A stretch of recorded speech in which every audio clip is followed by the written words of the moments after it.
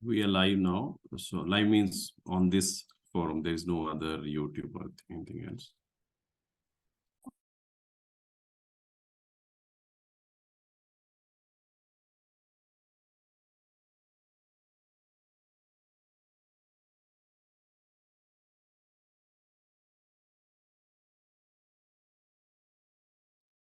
We'll just allow 1 minute of time to people to join.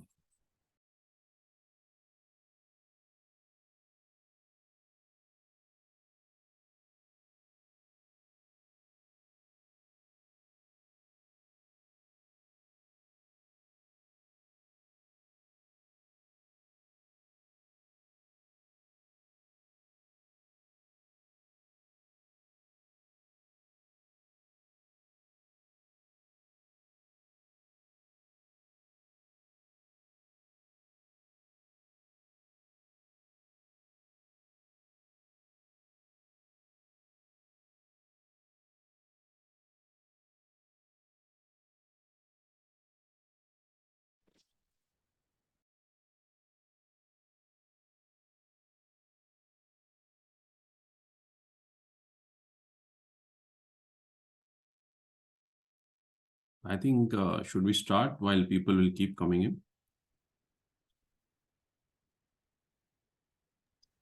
Yeah, let's start. Yeah. Morning, Venkatesh. Good to see you. Good morning. Unfortunately, for some reason, my video is not coming on. I'll try after some time, maybe. Okay. Okay.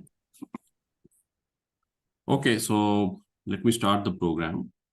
So good morning, all. Welcome to this RMNext another webinar, which we hope to be very useful to all of us together. And I welcome you all to this program. This is being hosted by the RMNext Bangalore chapter. I welcome Mr. Anil Matthew and S. Venkatesh, the pillars of RMNext. Mr. Vinay Narayanan Disley, who is the key speaker of today. He's a cyber risk expert and a member of RMNext from Bangalore. I welcome Ms. Neha Anand. She is heading the cyber insurance in Prudent Insurance Brokers. And she is also our key speaker for today. Our friend Nitin Nair is going to be the convener of the program today. So welcome, Nitin. And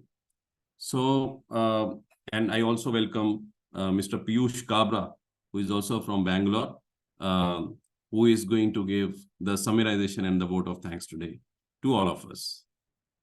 Friends, as we all know that we choose the topics which are relevant for risk management professionals. And from time to time, we continue to do these discussions. Why we chose today's program is very interesting. Venkatesh was here in Bangalore and me and Vinay met him. And we were just discussing about the cyber risks and how to mitigate those risks, because this is one risk which continues to trouble the industry and, continues to change the shape in which and the forms in which it comes to haunt different situations when we are working in the organization. So when we were discussing, I think Vinay is having a very vast experience, and during that discussion itself, we kind of decided that we would like to have this session. So it was like 1.5 months ago. Then I went back home and then I started studying a little bit, and I was happily surprised to see that the topic was so relevant. It is covered in media also, it is covered in news items also, everywhere it is covered. Because as per the media and news items, the Indian industry is also increasingly looking at dedicated cybersecurity insurance covers to address the cyber threats, including malware attacks, compromised emails, cryptojacking, or disgruntled employees doing something. And the cyber insurance cover ranges between $1 million to 100 million a year, growing at a 35% CAGR. That is what the experts are saying. And as per experts, while we always, used to think that only the banks and some other information technology service companies may be interested in that, this kind of insurance. But lately, especially after COVID, most of the other companies have also digitized a lot of their key processes from a business continuity point of view.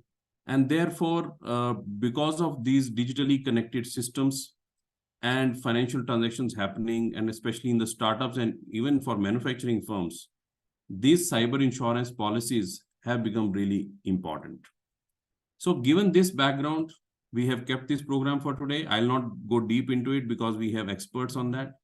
I'll just introduce Nitin Nair and then hand it over to him. So Nitin is a seasoned and detailed-oriented insurance specialist and strategist.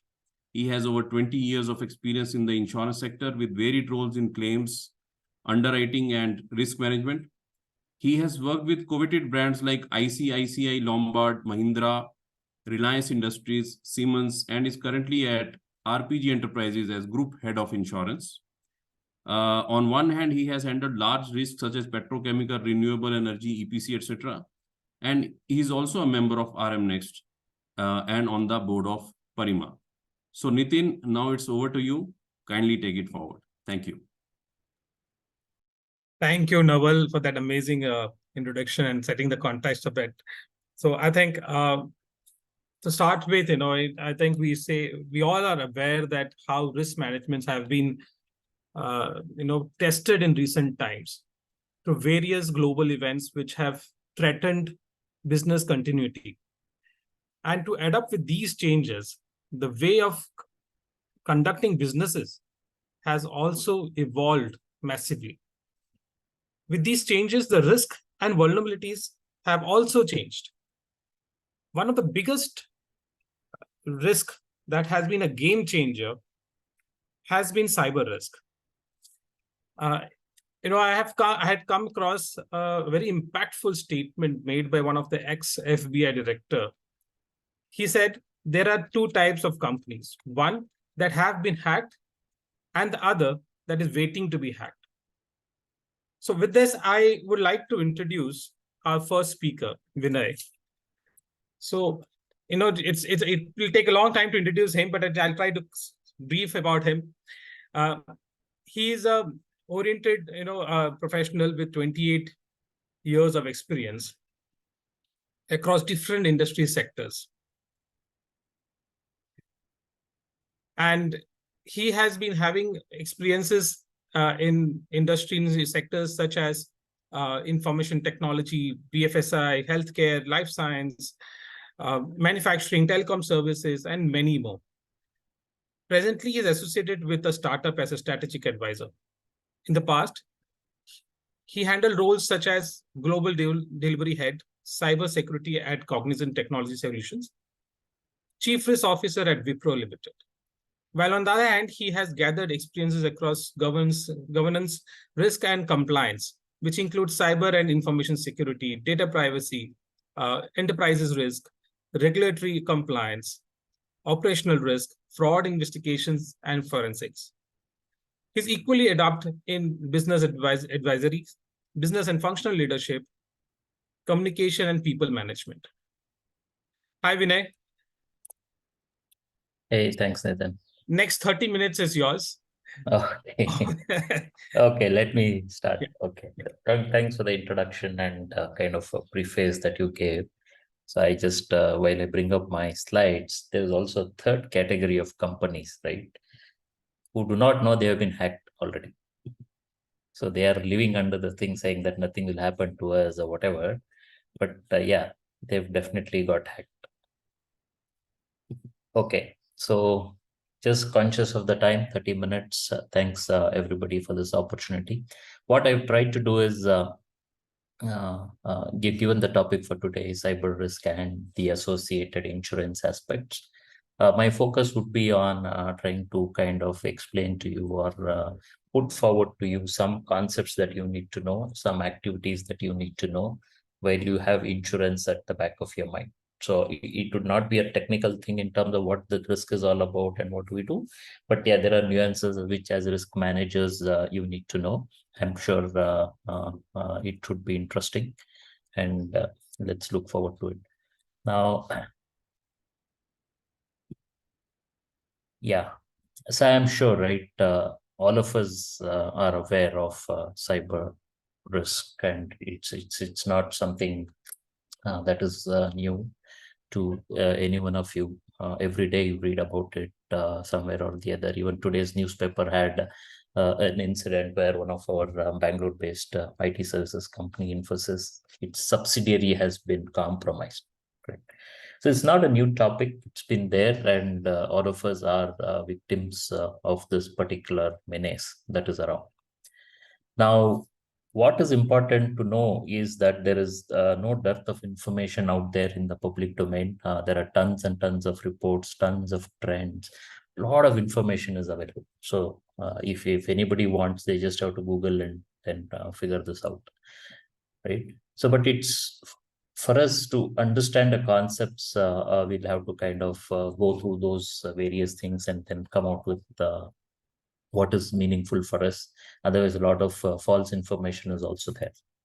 Now, having said that, let us get into this session.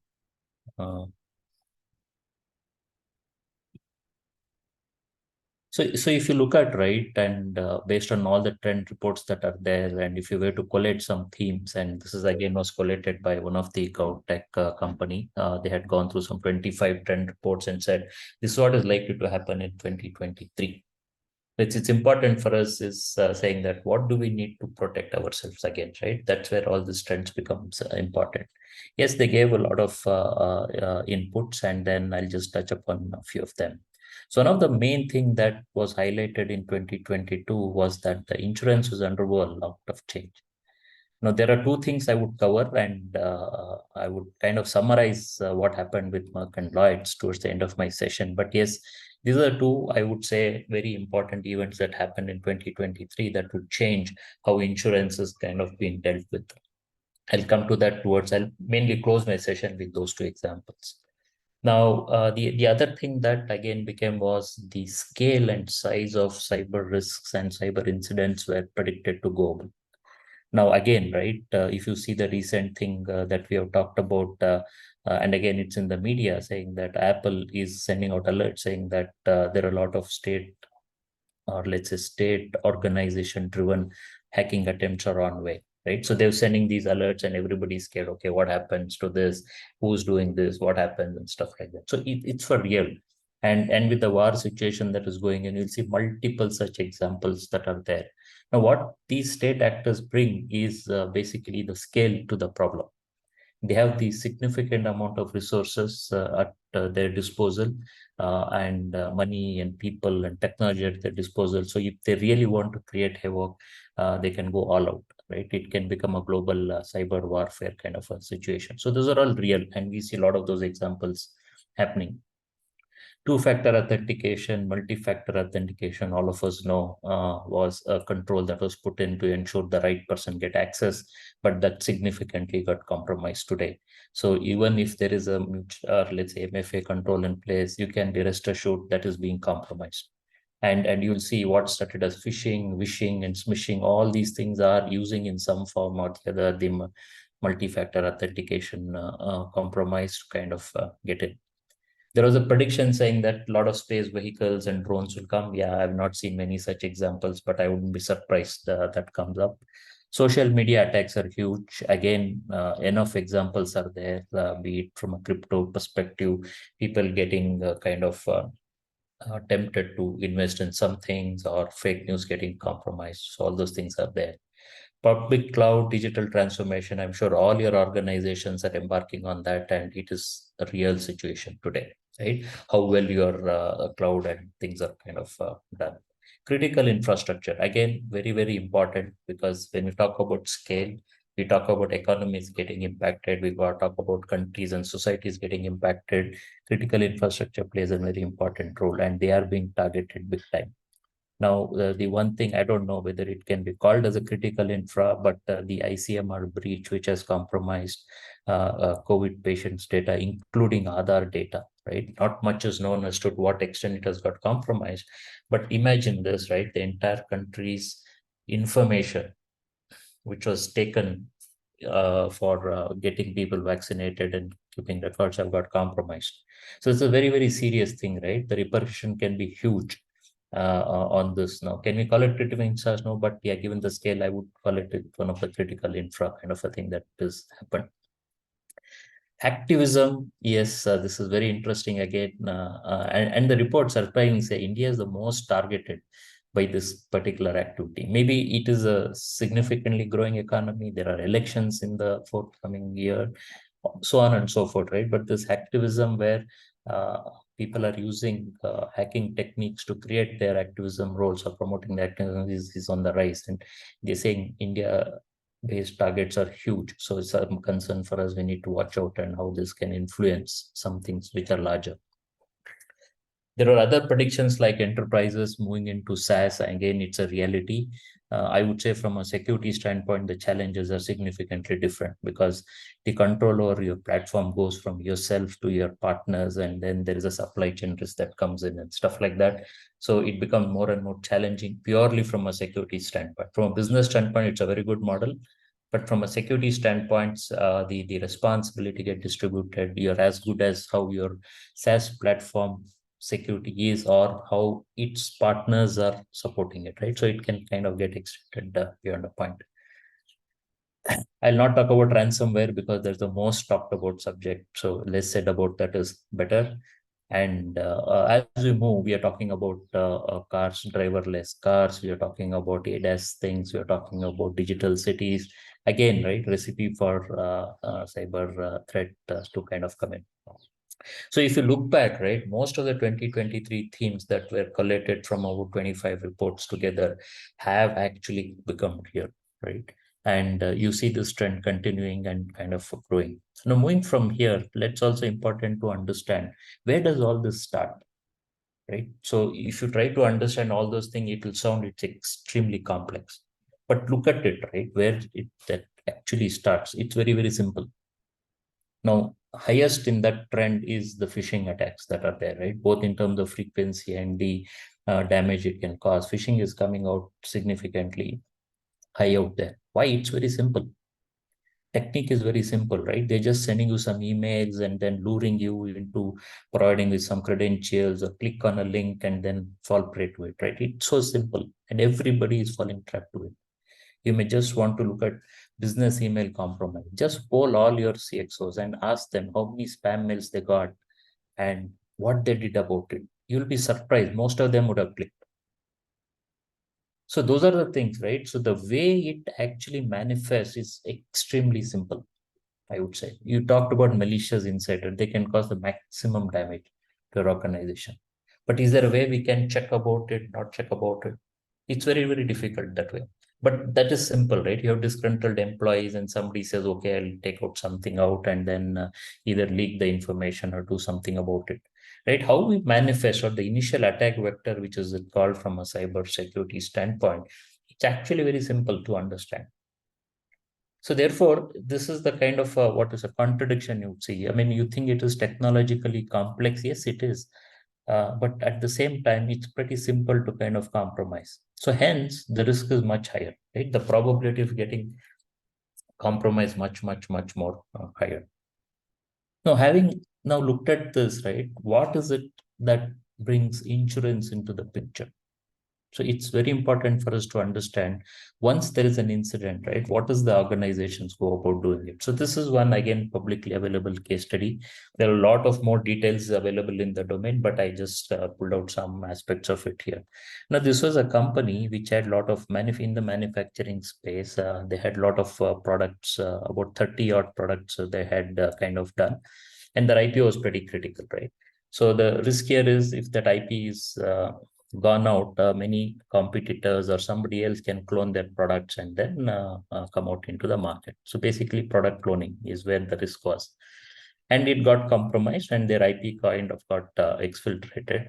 They were okay with it for some time. They said it's an incident, we will do something about it. But then people started reaching out and then saying, we are seeing similar products or similar such attempts being made to build such products in the market. So then they said, okay, fine. we had their knowing of a breach. They knew the breach had happened. They knew they had lost some of their IP, but they were still taking it okay, saying that what can happen, right? Who can misuse it? And when they really started misusing it, that is when they said they would have to get into do something about it. Now, if you look at the things that we have here, right, the impact factors, largely the above the surface or something that is immediately visible to us or immediately we get into it. Now, it's very important that you understand these and have a mechanism to quantify it, because this is what will come of use to you when you're going for your setting up your insurance and injury claim. Now, typically any incident that you take would go through these impact, and these activities have to happen. Now, obviously, right, management is concerned. They would say, let me invest, let me strengthen the security. They will come out with so many investments in that region. Attorney fees and litigation is huge.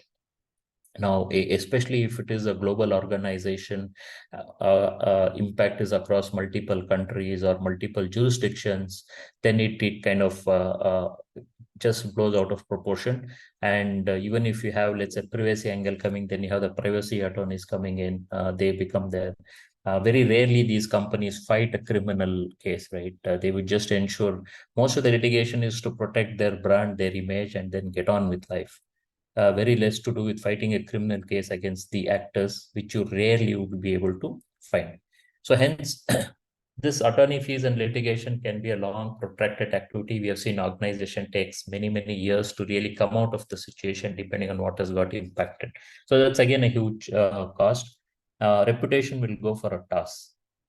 And I would be worried because of today's newspaper item, how many the Infosys would be really looking at what do we do and how do we do, right? It basically hits the public image, and they need to do something about it.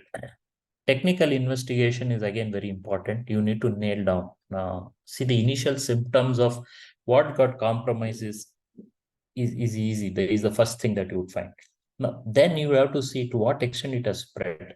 So we had a very recent situation wherein the email got compromised, and the perpetrators, they created their own emails, right? And they started kind of, let's say, posturing as if the employees of the same company once they got access. No, and they started sending mails to so many people within the company, outside the company, and stuff like that. So to what extent the issue has spread is very, very difficult to kind of cover. And that's where a lot of forensics have to be done. You really have to understand that. And these are very specialized skills. So the minute you talk forensics, the tools, the people, the experiences comes at a very, very significantly high price. It's again very important, saying that you have provision for that. You understand you need the forensic experts coming in and then doing it. If it is privacy related, then there is a breach notification. You'll have to provide for identity theft kind of or identity protection kind of a services, so on and so forth. Right. So that's again very important for you to ensure that you have kind of factored in. Now, what's very important, again, this case study helps us all to understand is what are the other costs, right? The intangible cost, which is huge. Now, if you see just the numbers here, what is above the surface and small, the numbers are pretty small, right? Some 13, 14, 15, 16 million kind of a thing. But to look at what else happened. Now, there was a huge loss of contracted revenue. In this case, they lost a government contract because they said if the product is, like, say, compromised, then there is no way that we can continue using that product. So they cancel the contract. And there was loss of future contracts as well. So contract revenues can be huge, and you should be able to really find. If it is IP related, I'm sure there'll be contract related thing. Then there is a devaluation of trade name, or let's say loss of goodwill that happens. Similarly, right? There is an operational disruption also that happens, especially if there is a denial of service kind of attack that happens. You're not able to access your systems. And that's what happened in the Merck situation, which is again a well-known case study. So we can talk about it publicly. People are not able to access the systems. So what do you do? Right? There is a huge business disruption and associated cost. Now, this, whatever is here called out as a beneath the surface costs, are extremely difficult to quantify.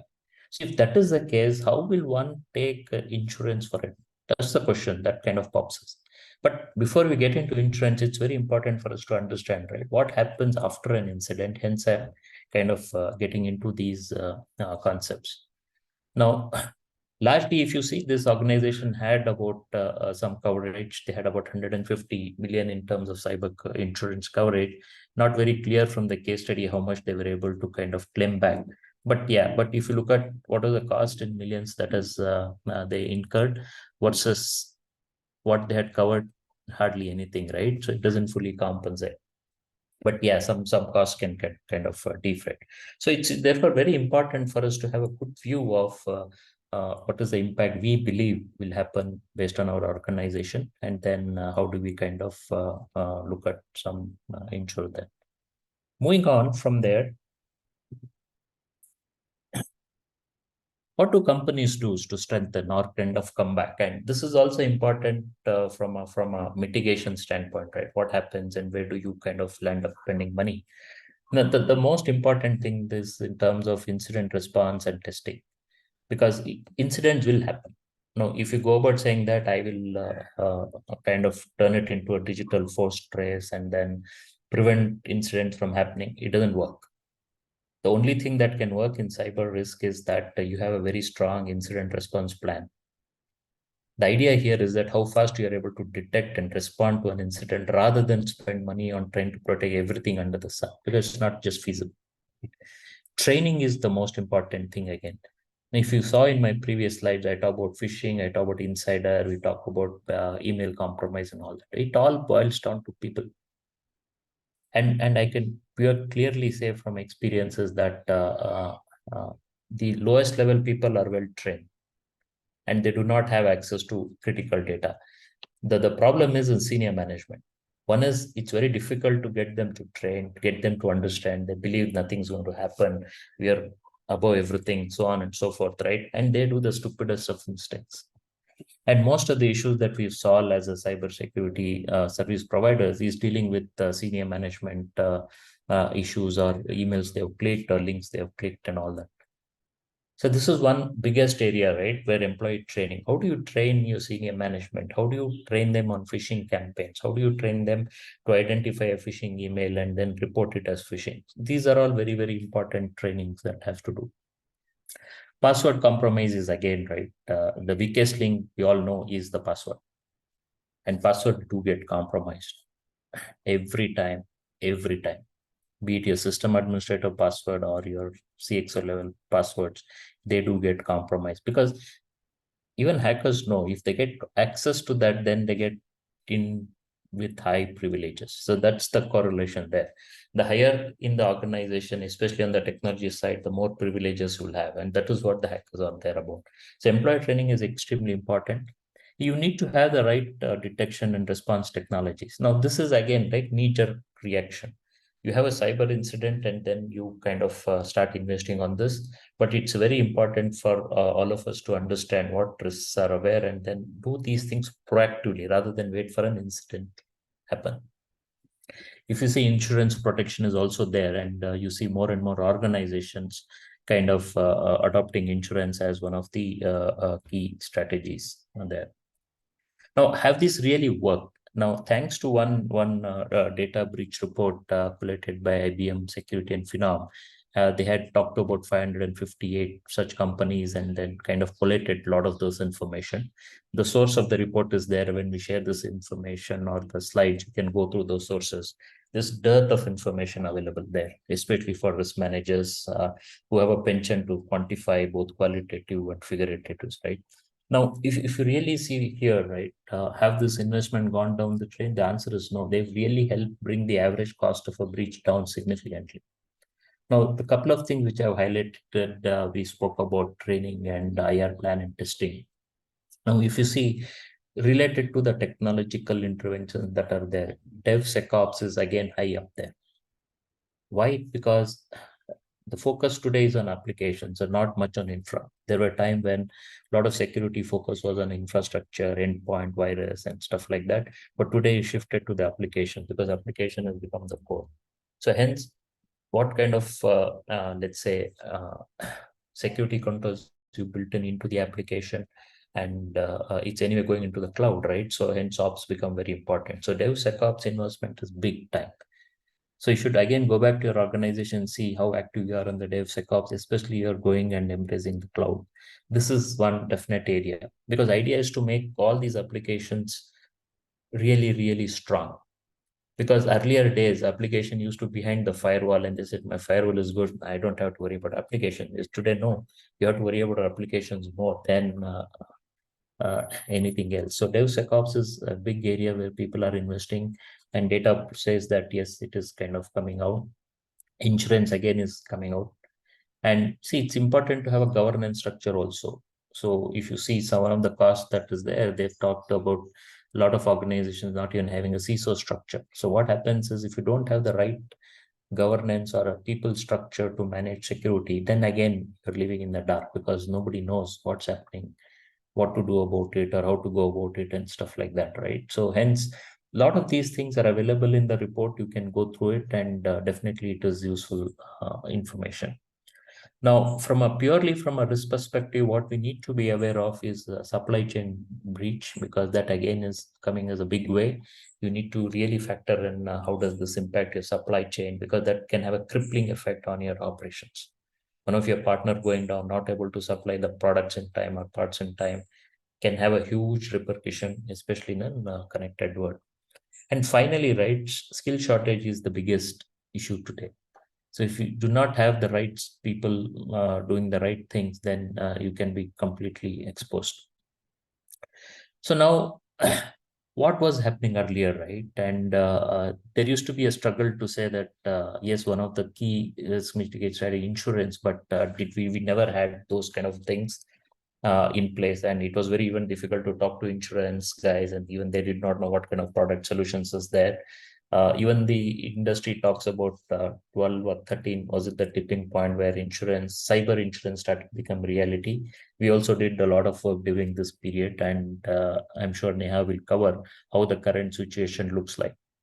Finally, right, I'll just end with this slide. There are some events in the recent past which I believe will have a significant implication, especially on cyber risk and its insurance. I'll just touch very briefly this. In the US, we have the SEC come out, and it talks about companies having to report in their Form 8 and Form 10. What are the cyber incidents that are there? What are the cyber governance and let's say mechanism they have put in place? Now, the problem is not the reporting part, right? The fallout of the reporting. Now, the minute they start reporting all these things, you can be rest assured more and more people will be aware, right? You'll easily get to know the company was sitting on it, they had not made investments earlier and all that. So beyond cyber insurance, more and D&O kind of insurance claims are expected to come here, right? So there is a lot of issues being predicted by this change that is happening. All the companies have to mandatorily inform. They have to give a lot of information as to what their mechanism in place and all that. There are pros and cons. So from an insurance perspective, one can expect a lot of other claims coming up, right? Malfeasance claim, or you've not done this, you've not done this, hence we are in this situation. Those kind of claims can kind of come in. Now, the other thing that happened in 2023 was Merck's appeal, right? So if you see that there's always a debate saying that a ransomware attack, or let's say claims such as something to do with war, definition of war, should it be included or not? So now it is pretty much decided saying it has to be paid out, right? So they won this, and again there is an expectation saying that how the insurance industry will deal with some of these exclusions and inclusions. So that is something, some changes are expected to happen in the cyber insurance, and that is one. Fallout of this and other things, we saw that in especially Lloyd's in the UK perspective, they're basically rewriting most of their insurance clauses, saying that what should be allowed, what should not be allowed, so that they also remain protected. Now, what happened is we went into a situation post 2012 and 13 where there are very few insurance claims to a lot of these insurance products coming in. So hence this clarity is required. So from an Indian perspective, the rules are not yet that for the digital personal data protection, but I believe that can also bring in a lot of challenges and issues for our organizations, and insurance will be a way to kind of protect ourselves from it. Now, with this, I would close this, and then I'll probably hand it over to Neha, and then once that is done, we'll probably get to the Q&A. Yeah, Nitin, over to you. I'll take it. Thank you, Vinay. Thank you so much for your insights on risk exposure and also the mitigation activities and how they impact your continuity of a business. I think you especially when you said one of the key aspects is training, and I think that especially for the senior management, I think it's something which is really, really important. How we look at it, or even for supply chain for that matter. Vinay, you mentioned how insurance play a very important role in the financial risk management. This leads me to introduce our next speaker, Neha from Prudent Insurance Brokers. While I introduce, I see a lot of questions been popping in, but I will take a separate Q&A after Neha's session. So please allow us another 30 minutes. So if I have to introduce Neha, Neha has been a dear friend for all of us from the insurance sector. She has been worked in this liability and cyber insurance space for over 14 years, with 7 years as an underwriter, wearing a hat of an insurer, and over 3 years as a reinsurer, and over 4 years as a broker. I think she's been wearing all the hats in the insurance sector now, apart from being coming to the client side. She currently heads the cyber insurance vertical for Prudent Insurance Brokers. Of course, before that, she was designated as casualty underwriter and business development lead for cyber business for India and subcontinent for Munich Re India.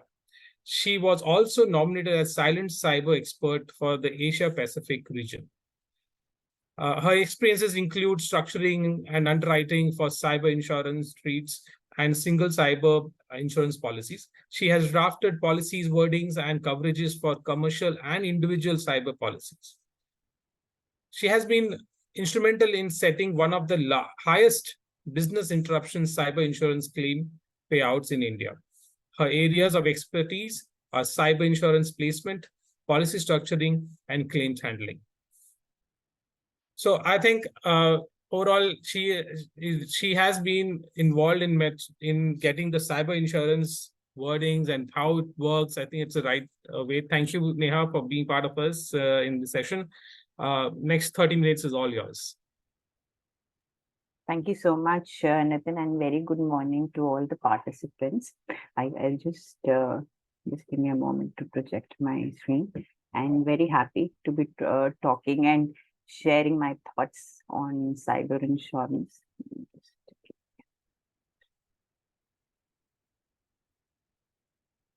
So I hope my screen is visible and I'm audible.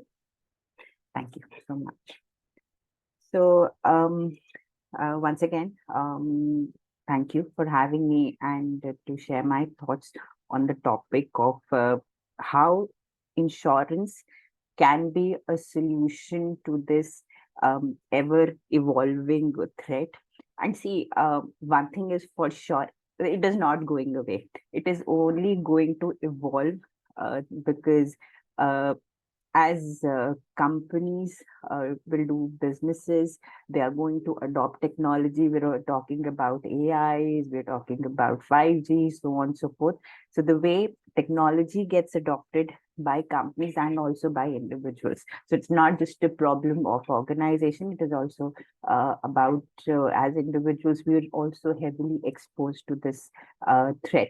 So that is where we bring in insurance as a solution, because you can take this risk and transfer at least 90 to 95%. And I when I talk about during my presentation, I will elaborate that why 90 to 95% and not 100%. What are the areas that still remain uninsured? So just what are the main driving factors for any company to buy a cyber insurance policy? And as you see on the screen now, in the past, it had been legislation that whether if you're exposed to some sort of a data privacy law, and in this year we in India also, so GDPR, California law, various other jurisdictions had their data privacy law, but in India now we also have our DPA, Digital Protection Act, so on and so forth, which has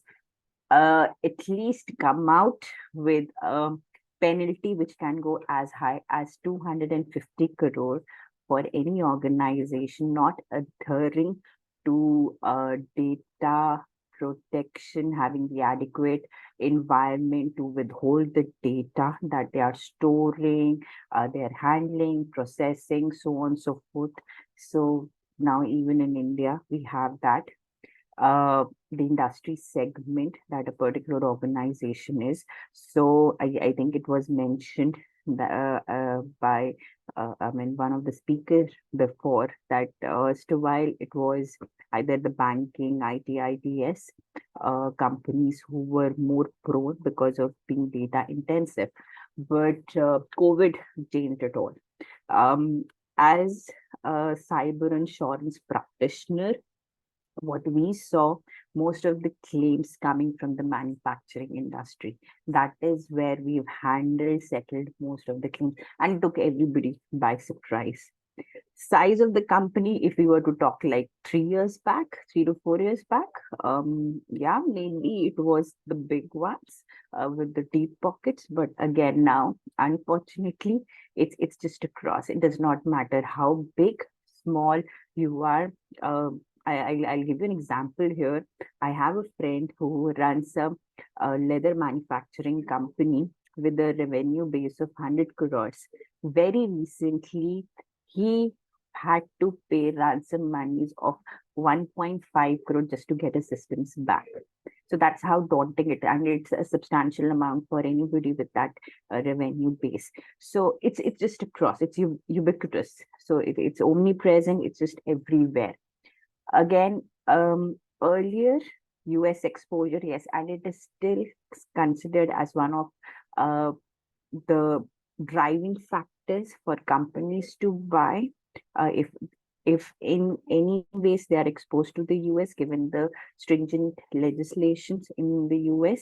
But I guess going forward, it will be, it will mean for every company, and reputation for sure, because as in how these incidents have been happening, the pace at which they are happening, we've also seen the brand image of companies get impacted very heavily, because if there is a news that comes out that a so and so company has been impacted by a cyber incident, the trust of the various stakeholders there, be it the shareholders of the company who've invested, be it the customer, that definitely goes for a toss. So the idea being that how we can contain and manage it so that the companies financially and from a reputation, from a brand standpoint, are least impacted. So I think this has been, in a very elaborate way, has been touched by Mr. Vinay. So what I currently have on the screen is, over the years, the cost of handling any cyber incident has just gone up, right? So, and can really cause a major dent to the books of any company. One is financially, but also the added stress that how do you handle, and in something like a ransomware incident. So how do you go about it?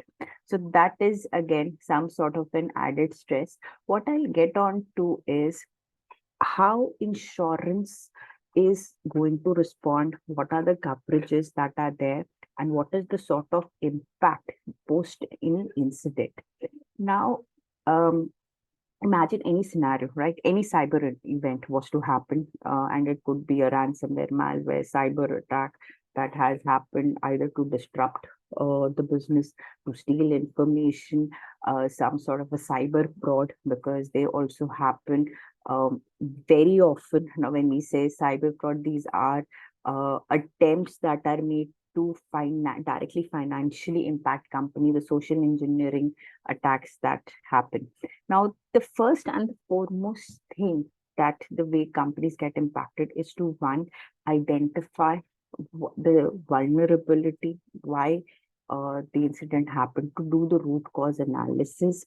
And in our experience, what we've seen is that these viruses, malwares live in a company's environment for days, months at length, and they try to understand. Now what these bad actors try to do is they're mapping out every flow of information, how the CEO responds, how the CFO is talking, what is the information flow.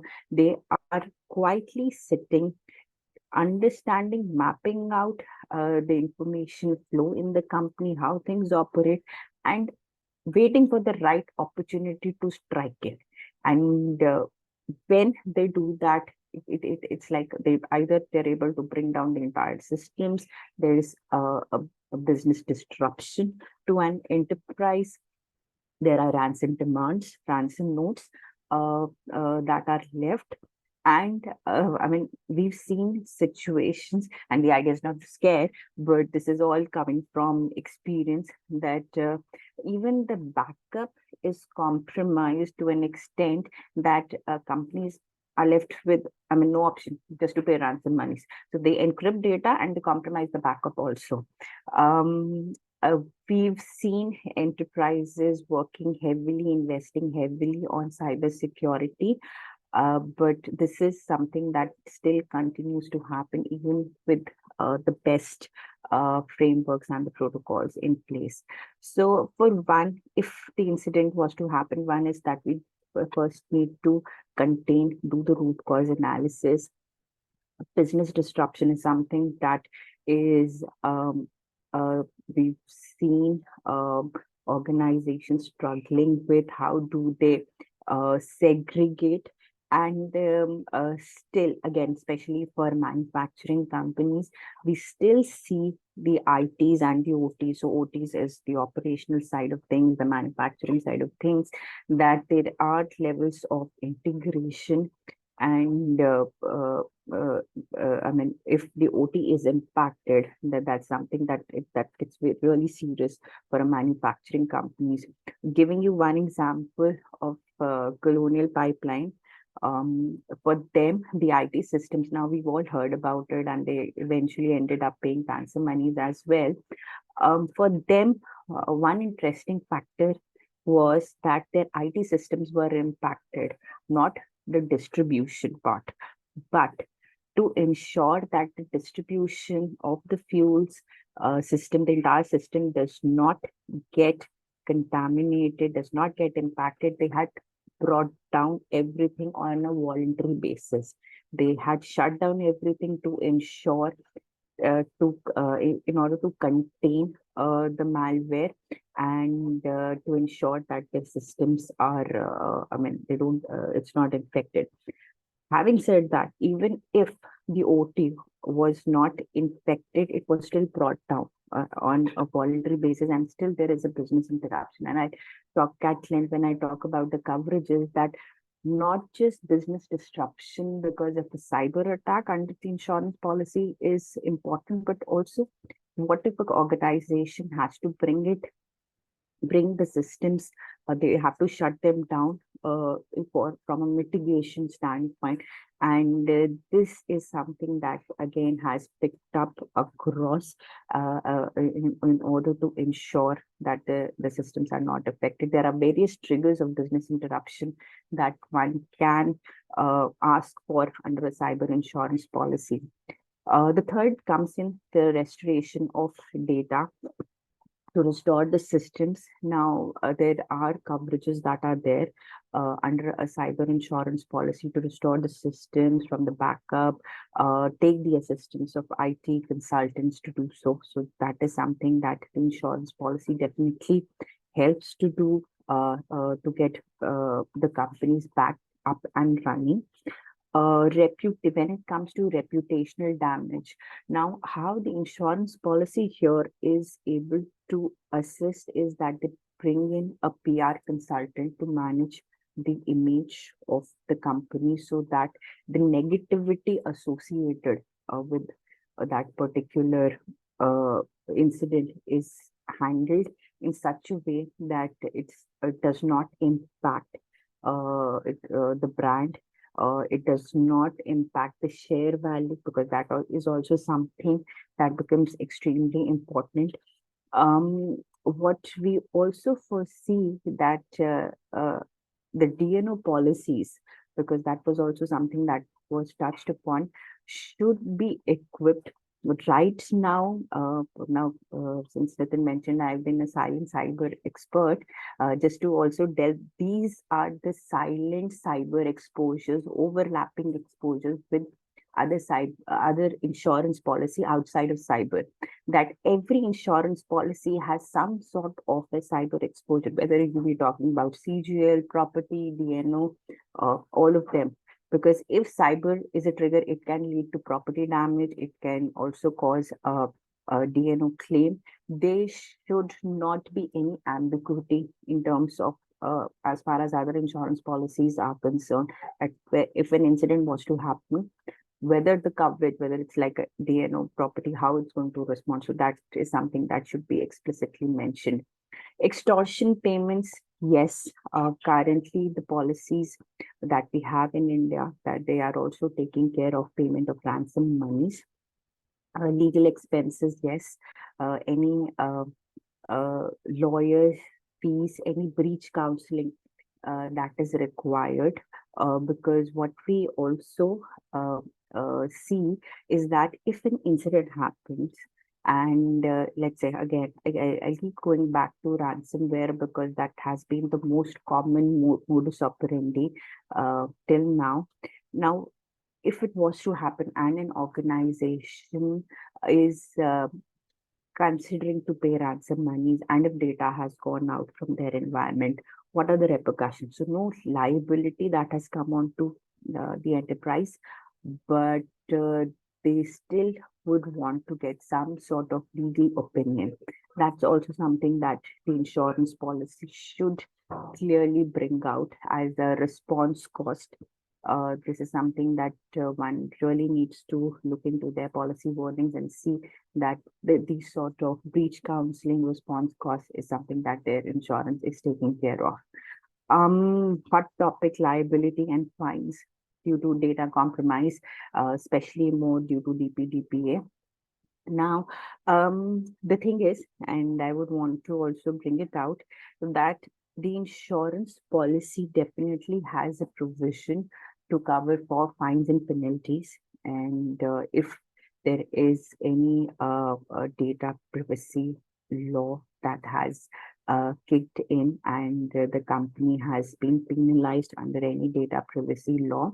But I would also like to bring it in this forum that if you're already a buyer of a cyber insurance policy, what you can also ask for is, and this is something that is offered by some insurer, it is not offered by every insurer, is that if there is a fine that is imposed for breach of a data protection, so no cyber incident, but if the enterprise has been penalized because of breach of a data privacy law, and this can happen if the regulator conducts some investigation and finds the cyber security posture, the framework, the protocols that have been put in place not adequate enough to withhold the data the company is handling, processing, so on and so forth. This is also something that a cyber insurance policy can respond to. See, now one thing that I would want to emphasize right now, cyber insurance is getting broad in with respect to the fact there are certain coverages that you can expect even outside of a cyber attack trigger. So that's also something that is brought in by cyber insurance policies. Notification cost is something that, again, out of a breach of a data protection law, if a company needs to notify the individuals whose data got breached, the cost to do so is something that the policy is going to pick under the insurance cover. Property damage and bodily injury, these are two coverages that are not something that is readily available in the standard cyber insurance policy. So it's something, it's a global practice that if we think of a situation, especially from a manufacturing standpoint, that let's say an incident happened, a cyber attack, which by which the industrial control system on the OT side were manipulated, and that led to heating up of the machinery.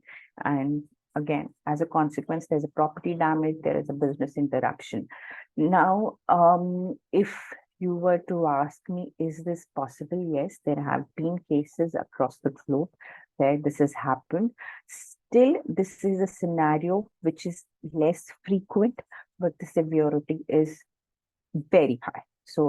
And is it insurable? The answer is yes, but the whole approach of underwriting, getting the insurance cover is very different from a standard cyber insurance product that you may see in the market. Bodily injury, again, this is where your CGL policy again should be answering that, and you should be looking into your CGL policies that there are no absolute exclusion for cyber, and similarly for a DNO there are no absolute exclusion as far as cyber exposure is concerned. So this is more about the DPDPA, but what I would like to talk about in the interest of time now, this is how more or less what are the common elements as far as the cyber insurance policy is concerned. And I've been given to understand the audience that we have today, either they are seasoned buyers of cyber insurance, or they are also people who are still considering that whether to buy this policy or not. So just also to give you a high level view, the most common elements now that form part of the insurance policy is one, the first party expenses, and I'm sure everybody's familiar that first party is the organization who is buying the policy, their cost and expenses. Crisis consulting is any external expert who's brought in to handle the situation, and third party cyber liability is any liability coming on to the enterprise because of a data breach or because of the incident that has happened. Now, just to give you a little bit more, if we were to deep dive into the coverages, see how this insurance is different from any other insurance policy is that it will also, and it should handhold any organization in the event of an incident. So let's say if there has been a ransomware incident for an organization A. First of all, at the policy placement, at the time of the placement, there should be a clear empanelment of these crisis consultants. So whether it's forensics partners, PR firms, legal firms, there should be a clear documentation of the hotline numbers, the designated people who can be reached out to. This is a practice that now we are following because, again, going back 3 to 4 years, and when we handled, I handled my first incident somewhere in 2019. That was the onset of COVID. Pre-empanelment of forensics partners was something, and it was for a very, very big organization, a listed company, and still no forensics partner had been empaneled, and I was just taking over. So the first step was to bring in a forensics partner, because the stress was that at that time that who should we onboard, and we were losing time. The ransom demand was $50 million. So it was really, I think I could say daunting. We struggled and we were working on it for 2 months, day in, day out, to handle the entire situation. But the starting point was that where we think, and it's a learning that I'm sharing, that we should have already had a forensics partner impaneled, so that we don't think about who, now we don't need to stress about the fact that who do we bring in, right? When the incident has already struck in. Talking to a lot of organizations, CISOs, there are very few who have, outside of the insurance policy, have taken any forensics partner on a retainership basis. So if you are taking an insurance policy, this is something that comes in. And again, I'm stressing so much on this one particular point because I know the importance of this, and how after that incident, when we had pre-impaneled these forensics partners, there were a lot of incidents that we were able to contain, and there was just no financial impact, nothing happened. And I mean, they were managed so well. So again, it's very important to have this empanelment of the forensics partner, legal counsel, again, legal firms, because again, when it comes to the topics of data privacy, now these are very niche segments, and every legal firm is not equipped. So we need to understand who are the right firms that we can get in touch with, and similarly for the PR part. So this is something again where we handhold the enterprises completely to deal with the situation. More importantly, when it comes to ransomware attacks, talking to those threat actors, bad actors, negotiating with them. If at all ransom monies have to be paid, getting the transaction in place, arranging for the cryptocurrency, this is something that we are doing for our clients with respect to tax. And this is what the insurance policy is helping, that it's not just paying for the loss, but also providing the adequate assistance. So that's on the crisis management part. Now, coming to first party cyber expenses. Now, this is a topic I will again talk a little bit in detail with respect to business interruption. So, because the reason is that we've seen handled most of the claims triggering and under business interruption, and we try to get, first of all, the broadest coverages that are possible, and that is something again it was a topic that you need to, if you are already a buyer, you need to look into your cyber insurance policy, because just having a BI cover is not sufficient. One needs to understand what is the trigger for that BI, whether it is due to a cyber attack, and this is the most common coverage that will be there under an insurance policy. But what you can also expect is that even if there is a technical failure, so no cyber incident, hardware failure, software failure, systems are brought down. That's also something that the insurance policy can take care of. I spoke about voluntary shutdowns, going back to the Colonial Pipeline example, again, a coverage that you can expect under the policy. Systems, if they are unavailable because of an error made by an employee. Now, this means that employee messed up with the server, with the server wired with some system, and there you go. So no cyber attack, no unauthorized access, just because of some error done by an employee, the systems are down. Again, something that the insurance can take care of. And we were talking about the supply chain exposure. Contingent business interruption is something, again, that an insurance can take care of. That if you're as an organization, you're dependent on a vendor for your raw material, on an OEM, and the OEM has been brought down by a cyber attack, and your business is getting impacted, there's a business interruption for you. No cyber incident, no cyber attack on your organization, but on a supplier. That's also something the insurance policy can respond to. And again, from a coverage standpoint, one cannot be satisfied just with this, that whether it is net profit. Even so, I think there is a myth that goes about that cyber insurance only works on net profit. It's only the property policies where BI takes care of gross profit. Even the cyber insurance policy can work on gross profits, depending on the insurer. So that's one.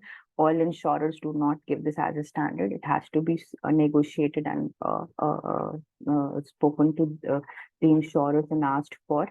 So these are the three components that you can expect. Number of days for which now the indemnity period, because there are certain insurers who as a standard offer only 30 days, and it's a high possibility that a BI can exceed 30 days. The number of days of indemnity period again is something that one needs to look into their insurance covers, and a single deductible that what we've seen again deriving from our claims experience, that for when multiple coverages trigger because of a single cyber event, it's what some insurers will do. For BI, they have a waiting hour deductible, plus there is another deductible for the rest of the coverages. There are again insurers who are offering a single deductible, as in highest of the two deductible, the retention should apply. That's again something that has to be negotiated, because I mean, having two deductibles can be highly detrimental to the overall claims payout. So that's on the BI bit. Coming on the liability part, I think right now as I said, fines and penalties seem to be the most interesting and sought out coverage, and in what scenarios it will pay. So like I said, breach of data protection law, I'm just repeating, that's also something, because the penalties right now, what these laws are putting out is really high, and if there can be a risk transfer, one should definitely look out for those options. And otherwise, what the policy affords for is, if there is a claim on the company because of a data compromise, the policy pays for the lawyer's expenses, compensation, whether it is awarded by a court of law or out of court. So both are something that the insurance policy is going to take care of. These are something that stand outside of the purview of the insurance policy. I'll just address the most important ones. So any betterment, any upgradation of systems is something that the policies will not cover, and this is a cross insurance policy. There are certain insurance policies that put out that any loss that happens within 24 hours of change of an IT system, and this is offered by one of the major cyber insurers, and one needs to get rid of it, that if any cyber incident happens in those 24 hours, if any patch has been made, any change, a new application, so on and so forth, there's no loss that gets paid for under the policy. Highly detrimental. So again, this is something that one really needs to get rid of under the cyber cover. And lastly, how do you arrive at how much? Now, always my favorite topic is that when companies, clients, when you sit across with them to address how much insurance limits, because it's an indemnity policy and we need to decide the limit of insurance, how much we should be looking at. So one way is you can definitely do some sort of a benchmark, compare yourself with similar industries. But again, it's not a very scientific way, because no two companies have the same cyber posture, same business operation. They can be loosely related, but not exactly. So what we do is, for one, we break down the coverages and we put them in various buckets, fix something that we can put a number to. There will be some semi-variable cost in terms of deciding on business disruption, how long, and what can be the impact on the companies. And variable, there will be some variable components. At the same time, we also have a data analytical tool, insurance tool, which goes by the name of CyberCube, and which gives us somewhat this sort of a picture that if you were to transfer, let's say, a certain percentage of your risk to an insurance policy, how much limit of insurance you should be looking at. So there are tools that are now available, and there is a complete science that goes behind that tool. So, this is also something that is available. Lastly, I think what is important is on the risk management side is, I think, one is definitely, this is an exposure that requires a continuous monitoring. And what is important that we have, one, after the insurance policy, there's a claims SOP that is put in place. But also what is extremely essential that when it comes to claims and handling, you have a very robust incident response plan in place. So this is something that Mr. Vinay also spoke about, that, and I still feel as a practitioner, unfortunately, most of the companies, they do have in bits and pieces, but it still remains an IT problem rather than an organization's problem. So when it comes to responding to an incident, one is definitely you have an insurance policy in place, but what will definitely complement that insurance cover is that the incident response mechanism, which is sort of completely goes hand in hand with the insurance cover, that how do we decide on the triage, the emergency, what is the sort of response, what sort of incidents call for what sort of response, who is to react, who needs to come in. I think once that is there in place, it will become a drill. So it won't be that we're caught off guard if an incident was to happen, and definitely then the insurance policy is there to take care of the losses and the costs so that the companies are not financially impacted. That's from me. I hope I'm not exceeded the time. Thank you so much. Back to you, Nitin. Thank you, Neha. I know it's the challenge to squeeze the whole thing. Vinay and Neha, you've been very kind enough to bring the maximum points within the time slots. So once again, thank you for even taking us to through the key covers and exclusions of the policy. I think what's more important is one thing I could take is that a lot of covers are there which is overlapping with the other policies, and the other policies tend to exclude cyber risk from them. And that's something which we need to keep a tab on and see that those are not being excluded from those policies. And very rightly said, it's a risk that keeps very dynamic in nature. So while we heard that the cyber risk is not going anywhere, it's going to be there for sure, and it's being dynamic in nature, which forces us to keep monitoring and changing the risk management techniques, and also to review your insurance policy wordings, which can adapt or we can act the best way possible in the event of a claim. So I think with that, I think I'll open up the Q&A questions, and a lot of questions that have been pouring here. I'll try to take maximum possible. So we have one question coming from Sudhir. How does one arrive at an optimal value of cyber insurance? I think this has already been covered by Neha. I know a rule of thumb rule, but Neha, do you want to touch upon it? I think we have already covered in this. So yeah, Nitin, we already touched on it.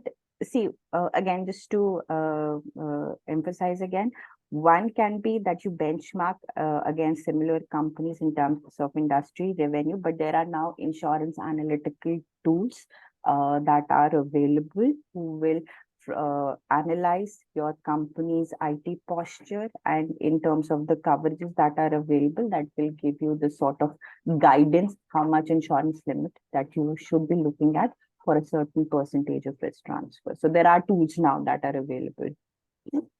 Right.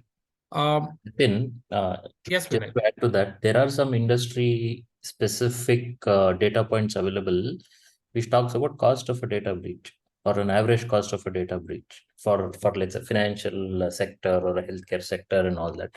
Some of these publicly available reports can also help us to get some view in terms of what it would cost if there is a breach and stuff like that. Thank you. We have a question coming in from Avinash.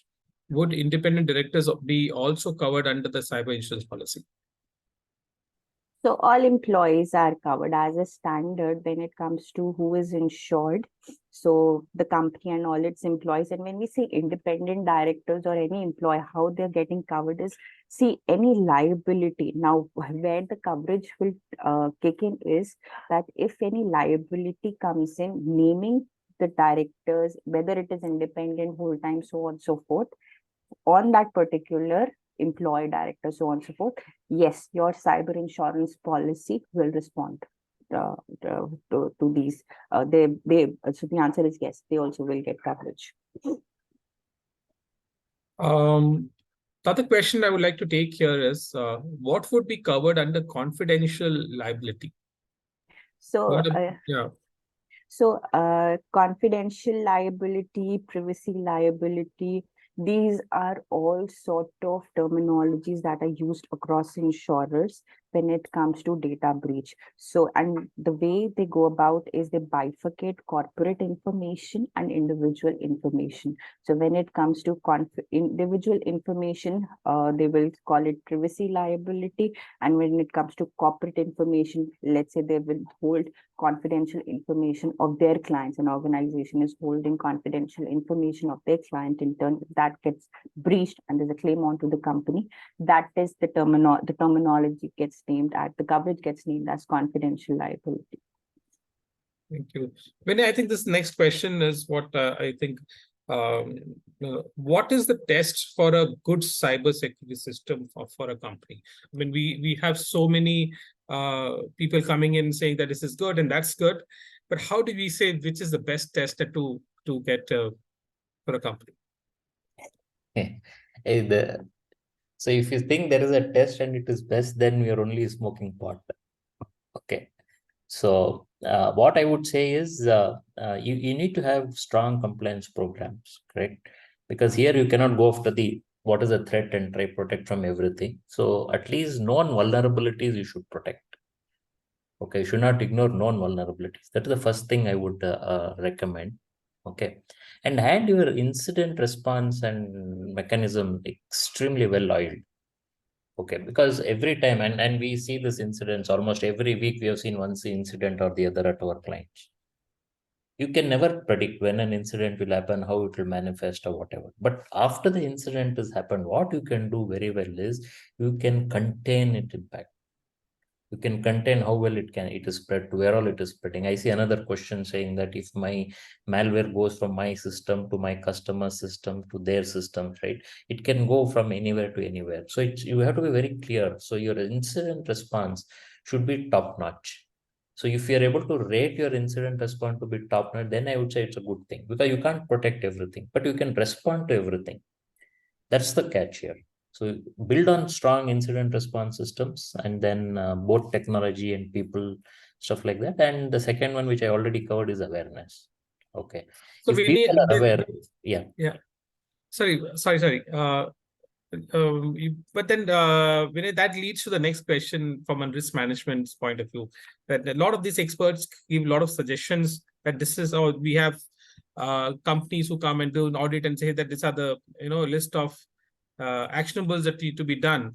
How practical are these to implement?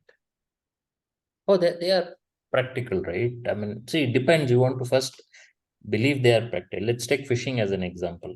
Okay, on an average, any company, if you take a reasonable size, they would be having about 1,500 or 1,600 or sometimes 1,700 incidents that can happen in a month.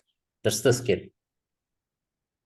Okay, now audit would have come and said, put a mechanism in place. Now, if you chose to ignore it, any of these 1,500, 1,600 instances can cause significant damage to you. So the question is saying that how where you are in terms of your own posture, security posture. Depending on that, you'll have to take those audit findings on its merit. Okay. So otherwise, you cannot, if it is generic company, it's different. But how you are able to, let's say, contextualize it to your environment, that is important. Okay. Thank you. I'll Don't take a ignore question. any audit findings. Don't ignore any audit findings. Evaluate, and then you take a call. What you really want to, because sometimes the cost of control can be very high. And if you take again the classic phishing example, the cost of control going through 1,600, 700 alerts True. that come is huge. So you may take a call saying that I will block it. Any Very suspicion, true. well, I'll block it. So those decisions are better, right? You will drive to take those decisions. The recommendation could be a control in place. You can decide what kind of control you want to put in place. That's the trade-off that you should do. So I think I take the next question from Sudhir C. In fact, very related question, which is Sudhir asked what helps in reducing the premium paid for cyber insurance, like maybe good bright side score, CISO organization, evidence of training of all this, whether a third party BAPT, etc. I think for a first time buyer, if I have this to extend this question, to a further to the next level, from a first time buyers, how would he or no should be prepared by so that the optimal premium is there. You're taking a policy with optimal premium without burning large your pockets, big holes in your pockets. It's very tricky question here, but then yeah, one side is how do you reduce the premium, but the other side is you're saying even for a first time buyer, how it's always seen that hey, I may not get a policy which is very cheap. There's a myth going on in the market that hey, I have to first clean up my house and then I'll go and insure it. Is it that true, or that's the way it goes? No. So just also to address that, Nitin, first, that nothing is, we all know, nothing is 100% secure. You, as an organization, one may invest millions and millions of dollars. We've seen companies still getting impacted. The likes of Samsung, we just spoke about Infosys, so on and so forth. So we cannot wait for the D-Day when everything is in order to buy the insurance policy. This has to be again a part of the risk management, risk transfer process. So that's one, that we cannot wait for the day when everything and be 100% secure, because no software, anything that you put in place, nothing unfortunately is 100% secure. Now, what can help on the premiums, or also I'll say from when any insurance underwriter is reviewing the exposure, see, what is extremely essential for them is to start with, how does the business continuity plan looks like, that what is the cyber resilience mechanism? So to put forward, if an organization gets impacted, are you hosting data on the cloud, or you have your own data centers? What are the backups? How can you restore the data if any of this gets compromised? What are the redundancies, which is basically any parallel infrastructure that you have put in place that can be brought in if the primary network gets impacted. If you're a manufacturing company, segregation of your ITs and OTs. OT is completely isolated, something that's very, very important also from a cyber risk management standpoint. Third being how is an organization going about their patch management? Are there any legacy systems that are there in place? So any vulnerability that is identified, how soon they bring in their OEMs, get those patches done, and what sort of security protocols, firewalls, endpoint detections, what has been put in place. So all of these put together, and that's why we have those exhaustive risk dialogue calls also when we start this journey of cyber insurance, to understand the IT framework end to end. That for one, how are we securing the systems, and if it was to happen, do we have a response mechanism? And if not, then that if we don't have a response mechanism, that is where the insurers get really jittery that if you've not thought through. So that's one thing, that either insurance, then it's not about premium, whether insurance will be offered or not. It goes to that point. So that's the thing. It's a very, very exhaustive, Nitin. So I've tried to make it as concise as possible. No, I think it's a chicken and egg kind of a situation. Which one to go first? Whether it is to be taken as a policy first or clean up your house first. What's the thing? But I think there's a question that from Amit, which I would like to put it up on the forum. What is view on Indian cyber insurance market, considering the center of expertise on underwriting is missing? Also, what is your take on companies' awareness of their thresholds on knowledge of compute maximum probable loss due to cyber attack and on due to data breach?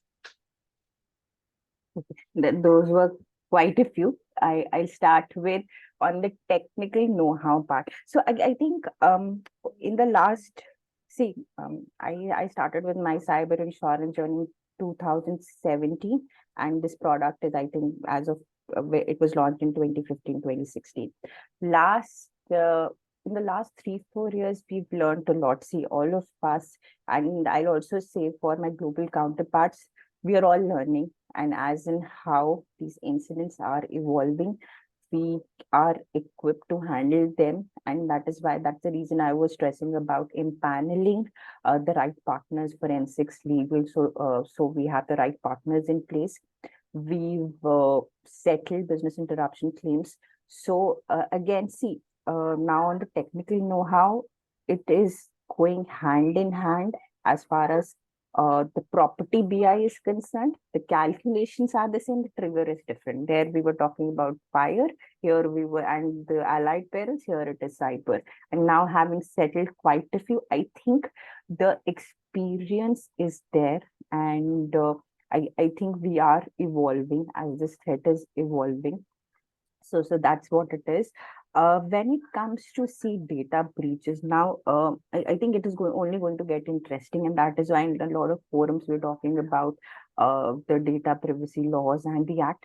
And from an insurance standpoint, we are trying to make it clear as possible. I think as a broker, from a professional standpoint, our attempt is that nothing is left in gray, whether it will get paid or not. So that is what we want to tell our clients, that this is not, we don't leave it to maybe and if and buts. So that is something that, I'll say at least have very, very clear conversation and in writing with your insurers, your insurance partners. So that's extremely essential. Would that lead to any kind of value-added services that we should ensure to put into the policy? Value added, yes. I think, see, now there are a lot of things that are out there being offered from an insurance standpoint. To start with, one, it's not a value add, but something mandatory is a claims SOP. You know your coverages from the policy, but how the insurance policy is going to react, because it's not just about paying losses, it's also about living that experience of that incident along with the insurer. So that's something that's essential. From a value-added standpoint, what you can expect definitely is around forensics readiness, incident response plan review checks, putting an incident response plan in place, your email configuration, monitoring, so on and so forth. So these are some services that you can definitely expect. Very importantly, what I think is essential is a sort of a data, a session with at least the CXOs about an awareness session about on how to handle the data and the criticality and sensitivity of the data that they are handling, to have those awareness sessions with them. So that's I think very, very important. Thank you. I think the next question, I think Vinay, I think you can take this question. This is from Ayushmita. In fact, does more or better SOD helps in reducing the risk? So SOD, I believe she's talking about segregation of duty, correct? Definitely, it would help in terms of reducing any kind of risk, because Basically, what it means is from an IT context perspective, you're talking about role-based access control, right? So depending on the role, you grant the privileges or accordingly you remove the privileges. So that brings in or kicks in the SOD concept when you implement it in our IT system. It will minimize because if you get a high privilege access, then the damage that can be done is much more as compared to if you distributed it across your hierarchy. Then yes, gradually the risk exposure kind of reduces. So I may just get an admin access earlier. Now I may get a distributed or a functional access, right? I can do very little with it as compared to one all-in-all compassed access. So SOD is a good concept, so it should be deployed. So I think with the interest of time and to be on to close the whole thing within the time which we thought of, and there are a lot of questions that we couldn't take up. Sorry for that, but I think we'll try to address it separately offline, all these questions. But we know Neha and Vinay today, who's been there with us to take care of any further questions. Key takeaways, I would say, to review, keep being dynamic in nature, keep yourself on top of the whole risk. Thank you, Neha. I'll next I will request Piyush to take over and summarize and give you a vote of thanks. Thank you, Nitin. On behalf of RMNext Bangalore, I'd like to thank Vinay and Neha for taking this very informative session. And of course, Nitin for being the master of ceremonies and Naval for taking the lead in, putting this all together for the benefit of all our members here. Thank you for joining. A quick summary of the key takeaways for me, at least. Now, cyber risk is a top risk across any enterprise today. If it is not there, then I would say there's something fundamentally wrong with that organization's risk management program, right? And I would like to add one thing from my own view, that while we understand cyber risk is a top risk, if you look at it from the lens of the board or exec management, you get two kinds of views. One is that if this is a problem, put together some action plan and track it to closure, And the other one, under the other view, is that yes, we understand this is not such a simple problem to address, but what do we do about this? As Vinay mentioned, there's a huge information overload, right? And when companies like Apple and Microsoft and JP Morgan Chase of the world get hacked, what exactly is our company supposed to do? How much is enough in this case, right? It's a very, very difficult question to answer. So having said that, a few key takeaways. Yeah, the risk involves everyone, not just small companies. It involves small, medium sector, large. It's a risk to all. It's not just focused on banking or IT or healthcare companies. It involves manufacturing and other sectors as well. In fact, I would say the risk profile changes dramatically as well. When you deal with a bank or a financial institution, the risk is mostly to data privacy or financial impact. But when you're going into manufacturing or critical infra, the risk starts going on to life and limb itself, right? So it becomes even more critical in one manner. And as Vinay mentioned, employee training is one of the key aspects for this. Too many employee training programs simply focus on don't do this, don't do that, don't do this, right? There should be a lot more emphasis on enabling employees to understand what is dangerous and then reporting it to the right quarters. That is a key early warning signal for any organization to take action, right? And I can tell you in numerous incidents in my own past, I've known that has been a huge, huge benefit in preventing or at least reducing the scope of a major data incident. Right?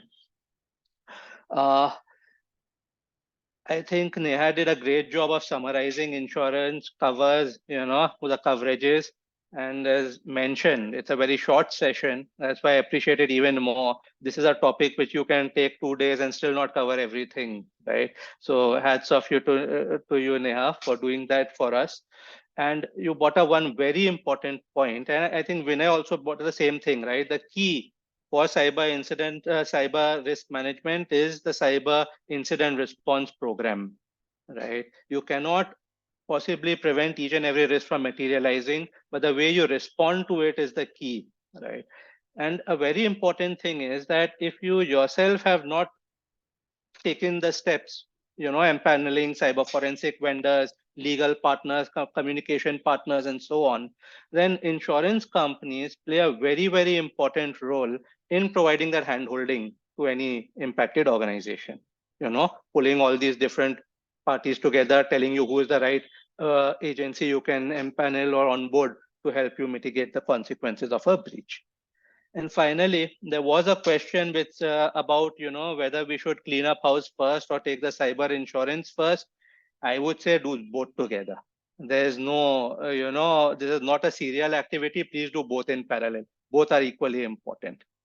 So thank you, everyone. Thank you for being here. We hope you found this session interactive and informative. Hey, thanks, Piyush. Thanks a lot. Thank you. Great. Thank you. Thank you, everyone. Thank Have you. a great Bye. weekend. Bye-bye.